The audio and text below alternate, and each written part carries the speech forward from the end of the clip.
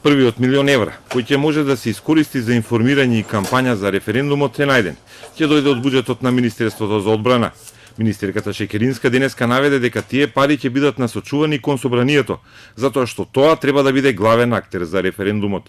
Она што е јасно е дека практично владата не сака да биде главниот актер, заради тоа што собранието е тоа што ја донесе одлуката за референдум и со тоа ќе покажеме дека владата нема политичка или партиска агенда, туку навистина на ова прашање е сконцентриран на клучниот интерес на Република Македонија.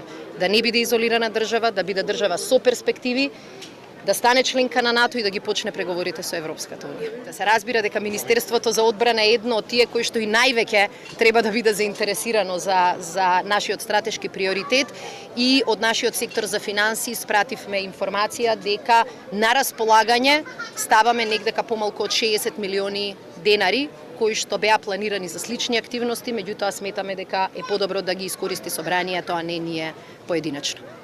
Од другите министерства за сега нема јавни информации колку пари имаат за да издвојат за референдумското изјаснување, како што владата побара на последната седница.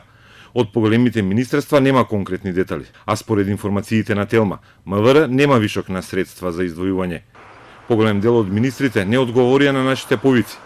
Нивните предлози владата ќе ги разгледува на седница во среда наутро, вели Шекеринска. Собранието пак во среда треба да има координација на пратеничките групи за да се одлучи на кој начин ќе се води информативната кампања, бидејќи законски само парламентот кој го распиша референдумот има право да врши пропаганда во јавноста. И додека референдумот се приближува во јавноста, пред се по социјалните мрежи се шират лаги кои имаат за цел да го спречат напредокот на Македонија, тврди Шекеринска.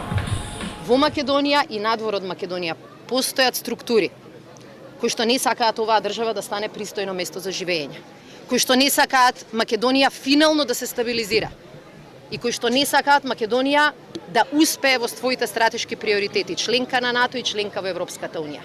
Министерката не сакаше да каже на кои структури мисли и побара новинарите да ги истражат наводите поради се почестите информацијски напади со лаги.